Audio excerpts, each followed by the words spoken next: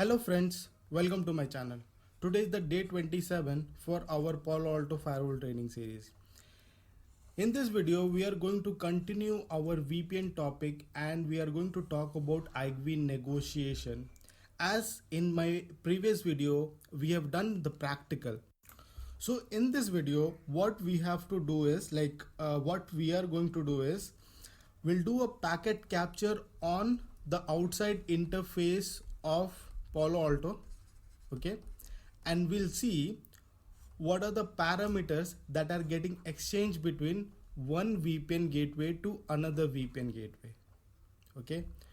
So I'll highly recommend you to please watch my previous video if you have not watched, because it has a lot of concept and full explanation of practical how to configure it, okay. So I'll request you to please subscribe my channel and hit the bell icon so that you never miss a video from me. So without any further delay, let's get started. Now friends, we'll log into the firewall and we'll see that whether the tunnel is up or not. So I'll just log into the firewall, okay, so reconnecting over here. Now as you guys can see that the tunnel is down, so it is showing red. So what we are going to do is we'll initiate the traffic from Win 7 to Win 8 and see how whether the tunnel is getting up or not. So I'll just do a packet capture first. So we'll be doing on 1 by 2 because it's an outside interface. So we'll be expecting a VPN traffic on this. So I'll just minimize this and I will initiate some traffic. So we'll go to Win 7. Okay, so this is our Win 7 and we'll generate some traffic. So this is 20.1.1.10 or we can just ping to 20.1.1.2. okay, so now we'll try and see whether the tunnel is coming up or not. Okay, now we can see the tunnel is coming up and we'll be expecting some ISACM traffic. Yeah, so I'll just stop that capture and I'll analyze all the traffic now. So friends, the first traffic, which is from 200.1.1.2 sending to 201.1.1.2. so we will be initiating the connection from site 1 Palo Alto to site 2 Palo Alto. So as you can see the IP schema of it. Now we'll see what are the information that has been sent across to another device. Okay, so I'll just see, I'm interested into ISACM, so I'll be seeing the information about ISACM right now. So we are not going to bother about layer 3, layer 4 and frames. Okay, so I'll just go into, as I can see, this is the version 1 and what is the SA type, and here once we dig into this one we see proposal transformation. Okay, so what exactly a proposal transformation over here? So in proposal transformation there is something which has been sent. So what is that exactly? This is encryption, key length, authentication, hash algorithm and group ID. So now encryption, you guys will be knowing it, okay, and the key length, what we are defining over here, the key length of the encryption algorithm, I'll just show you guys where it is exactly. So when we go to iCrypto, we see our default because we have chosen the default, right? So here I can see the AES has 128 bit of key length, right? So that is the reason this key length comes here. Now authentication we have defined as pre-shared key, that is the reason it is showing as PSK, and algorithm, hash algorithm is SHA. Now if we go here and if we see Encryption, authentication and pre-shared we have defined into the IKE gateway. Okay, I'll just show you guys. Now here the group is 1024 bit. So group 2 is 1024 bit. That is the reason it is showing like this, right? Now friends, in the second message which has been initiated by site 2, which is 201.1.2 to 201.1.2. So if I see in this message, same way like what the way we have seen in the previous packet capture, the same way like we are accepting those policies. He is also having the same policy. He is just showing that I am having the same policy and I'm going to accept it. Like if we open the debug, we'll be able to see proposal accepted message. Okay, so same way he will be also accepting the message and he will be sending it through it. Otherwise, if that is not the case, let's say if we configure a different policy on the different device, in that case it will not accept the policy, and you guys need to see what is happening, like whether we are getting any reply, or whether what type of if we are getting a reply, what kind of reply we are getting from the peer end. Okay, so the first and second message will be policy negotiation between one peer to another peer, right? So now friends, we'll move on to third message and we'll see what parameters are getting exchanged in this message. So now we can see here a key exchange and key value as well as a nonce value. So I have already told you guys how DH key exchange works. Like a device will generate two messages. One is private key, one is public key. Okay, so this is the key exchange. What he is sending, like the site 1 is sending, is known as public key. Okay, and they will actually mix this public key and private key and they will generate some key. Okay, with the help of this key, this is how it works. Like at the same time both the device will have a same key, right? So if you want to know how DH works, you can just go to my previous video and you can see that. Yeah, so basically what happens is here the keying material has been sent. The public key has been sent by site 1 to site 2 as well as a nonce data. This nonce data to detect whether there is a NAT device in between or not.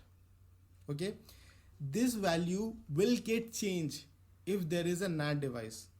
That is the reason it is just to check that. That is the reason it is sending the nonce data, right? Now if we try to find it out in fourth message what exactly happening, so same way he is also exchanging the public key as well as he is also checking whether there is a NAT device. Like maybe one side the NAT will not be there, but other side the NAT can be there, right? So what I mean over here is, so maybe let's say this is a device, I'm connected to internet and this is connected to a NAT device and then it is connected to a PA firewall. So this is also a PA. So in this case, when we are sending the traffic, there is no NAT, but when this guy replies, then here the NAT is happening. It can be possible, right?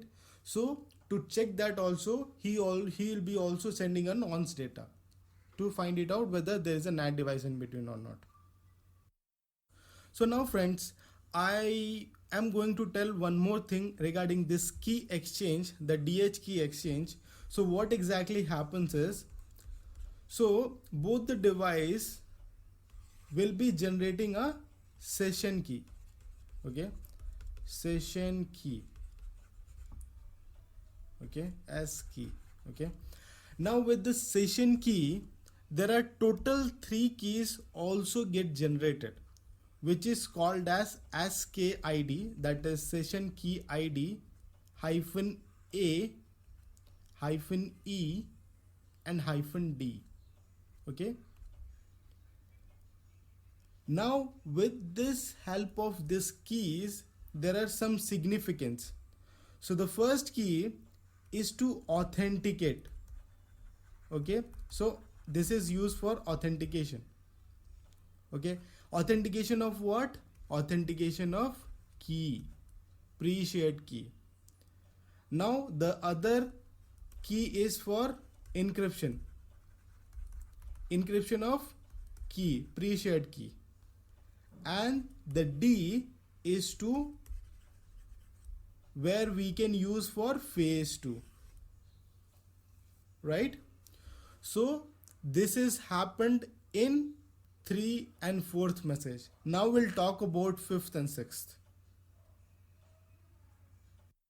So to understand message 5th and 6th, we need to understand something which is known as NAT-T.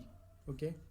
So a lot of guys has mistaken about what exactly a NAT is. I'll just explain you guys. So basically what happens if this traffic initiates, so the source will be 10.1.1.1, right? And the destination will be 20.1.1.2, which is this machine, right? Now once this information or the packet reaches to Palo Alto, what happens exactly? Okay, so the source, which is 10.1.1.1, and the destination, which is 20.1.1.2, will get encapsulated. Okay, which is known as ESP. And there will be a new IP header which get attached to this. The source will be 200.1.1.2, right? And the destination will become 201.1.2, which is other VPN peer. Because as this will be encrypted, the ISP will not be able to know what exactly the Palo Alto is sending. But in case of NAT, this IP will get changed, right? So how VPN will handle this one? So what exactly it does is, basically NAT will not be having a problem. The PAT will create a problem. Okay, NAT will, when we study NAT-T in the next video or the upcoming videos, when I cover NAT-T, I'll explain you guys. But for now, if you understand how PAT works, so basically the PAT will change your UDP information, like the TCP information, it will change. So if you have understood how PAT works, it works on port numbers, right? So your port will get changed as well as your IP will get changed. So to prevent that, there will be 2 headers which gets attached to this, right? So the information which is source as 10.1.1.1 and destination is 20.1.1.2, it will be get encrypted with the VPN, and on the top of that there will be a layer 4 header and layer 3 header. So both the layers, before it was layer 3 only, now we are adding layer 4 as well. Why? Because it change your port number as well as your IP address, both the things. That is the reason in NAT-T the port will be 4500.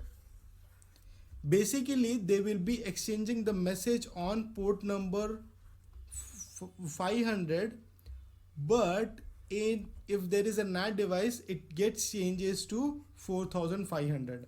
I'll show you when we do NAT T practical.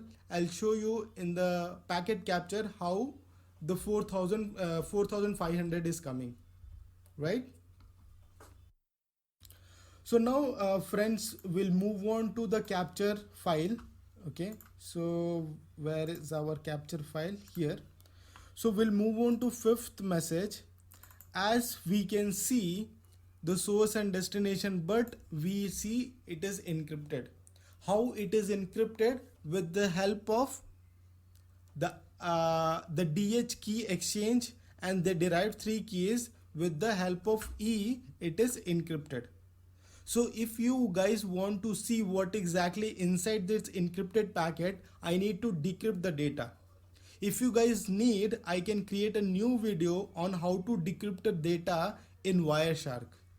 Okay, I can just show you if you guys wanted that. So you guys need to comment, you guys need to send me an email, or you can message me as well. So if I get maximum vote out of the viewer, I'll be making a new video on decrypting the data in Wireshark, how we can do that. Okay, and after that it moves to sixth message, which is also kind of in this message what exactly happens is that the pre shared key authentication will get performed in this. So all will be encrypted, right? Now if we move on to phase 2 as well, the same way like how the phase 1 negotiated the policy exchange and all, so those things will also get over here, as this data is also encrypted also. I'll not be able to explain you guys. Okay, so same way it get exchanged, and after that finally they will be able to exchange the data between source to destination.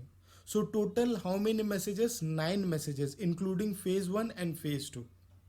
Okay, so this is what I wanted to cover in this video. If you have any suggestion about my video, please do comment and send me a mail, or if you can message me as well. Please, I'll request you to please follow me on Instagram. I'll be putting interview question over there, as well as join my Facebook group, so that we can share some questions. If you have anything, you can just drop in that group. I'll be able to answer it, or any other person will be able to answer that question. Okay, and also I'll request you to please subscribe my channel and hit the bell icon, so that you never miss a video from me. So signing off, we'll see you in the next video. Thank you so much.